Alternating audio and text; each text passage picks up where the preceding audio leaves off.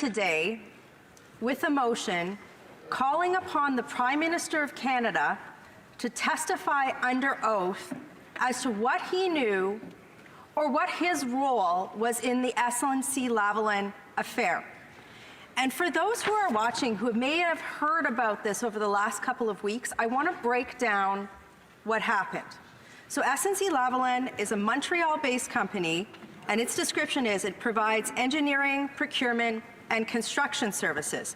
It has a lot of employees in the Montreal area and has won a lot of major taxpayer-funded, like big, multi-million-dollar contracts from the federal government. So there's a lot of votes at stake, and there's a lot of profit at stake here. So what's happened was in 2015, the RCMP laid charges against this company, and the charges were they had alleged that the company offered bribes worth $47.7 million to Libyan officials, and Muammar Gaddafi's son was named in the court documents, I believe. The company is also alleged to have defrauded Libyan public agencies of approximately $129 million. And recently, we found out that the RCMP has laid out a bribery scheme here in Canada with the company involving the $127 million Jacques Cartier bridge contract, of which a federal official pleaded guilty to last year in accepting more than $2.3 million worth of payments from this company.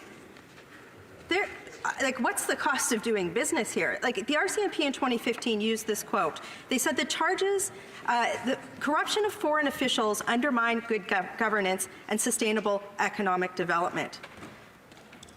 This is a huge deal. Fast forward to this year. The company, this very wealthy, well-funded company, went on the lobbying spree to end all lobbying spree. Imagine American-style lobbyists, like full court press on the government, on everybody, meeting after meeting with the Prime Minister's office. Won't take no for an answer because they wanted to get out of this. That's the motivation here. And why? Because if they're convicted of this, this company can't bid on what? Federal contracts. That's the big penalty for this, right? There's a lot at stake. So in the budget bill, Mr. Speaker, this company, after lobbying, the Liberals snuck in something called a deferred prosecution agreement. In this bajillion-page document that had everything under the sun, they snuck in a major legal change. And a deferred prosecution agreement, sort of simply put, would allow the government, or would allow SNC Lavalin not to have, if they went this route, to potentially not have to go to jail or be convicted. They could just pay a fine. And then they would also be eligible to what? Bid on federal contracts. So this is all happening behind closed doors. This gets snuck into an omnibus budget bill. The bill passes, but we have something called the Public Prosecutor Office in Canada, which is arm's length, and they're the ones who make the call on whether or not they use this deferred prosecution agreement. The public prosecutor said, nope, we're not doing this, we're going to trial. Then the Attorney General, the former Attorney General, held firm on that decision and said, yep, we're going to trial. Then, according to the clerk of the Privy Council office in testimony last week, after the Prime Minister's story on this issue has changed a million times, said the following: we went to the former Attorney General, this is essentially what he said, and we laid out the economic implications of what would happen if this went to trial and there was a conviction. This happened after she had made her decision to proceed. What we are talking about here is the Prime Minister's office and the supposedly nonpartisan public service, the head of the public service, essentially being involved or standing accused of being involved in an obstruction of justice at the highest levels. And that is why the Prime Minister needs to testify in front of Canadians. Let me lay out 5 reasons why this is so important. First of all, we need to find out, because what is accused here, and keep in mind, for those who are watching, the former Attorney General stood her ground after all of this, and then what? She was fired. Prime Minister fired her. Okay? So first of all, this is a potential obstruction of justice. This isn't just an ethics breach. This isn't just an Arakan Island slap on the wrist situation. There could be potentially serious criminality involved in this, number one. Number two, what message does this send? It sends a message to everybody in this country that there are two sets of rules, that there's two different justice systems in this country. In Canada, one for people who can afford millions of dollars of lobbyists and can put pressure based on ridings in Montreal, and one for racialized communities. Women who don't have that opportunity, who, we can sit here and talk about all sorts of ways to deal with that issue, but I mean, that is the reality here. There are many people in Canada that do not get this opportunity. So that's a huge problem. The third thing is that the Prime Minister, oh, Mr. Feminist, oh, he's such a feminist, he's standing up for women. The clerk of the Privy Council stood in our Justice Committee last week and said, basically, well, I think she experienced things differently when she was trying to determine whether or not, or explain whether or not this was quote unquote inappropriate pressure that could be criminal. Where did we hear that before? Prime Minister had a groping allegation. He used the exact same words. She should have experienced it differently. Come on. This isn't he said, she said, as Maclean's magazine said. This is he said.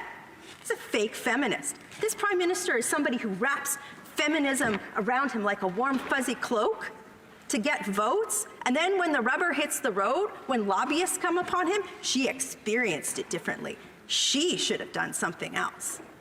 That is garbage and disgusting, and he needs to be held in front of that committee to be accountable for that. Because you don't get to stand up and say you're a feminist and then do that to a woman. You just don't. He's also kept her silent. He's kept her on a muzzle and a leash while he goes out and spins this story. And that's disgusting.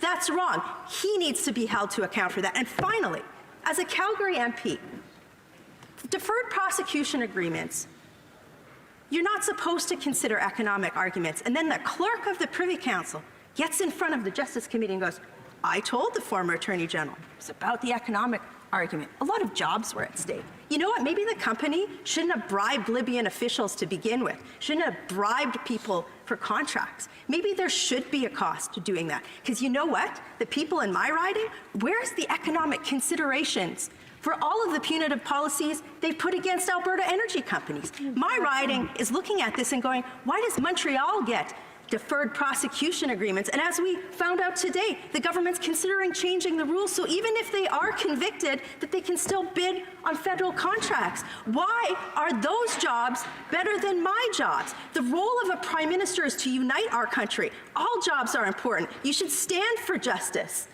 This is disgusting. This is what every single one of us in this place should be standing against, regardless of political stripe. And Mr. Speaker, to every person standing on that backbench, you are not here for yourself. They're not there for themselves. They're there to stand up for justice and their community. And their role is to hold the government to account, even if that government is of the same partisan stripe as they are. This is where the rubber hits the road. This is where you stand for what's right, or you stand for nothing at all.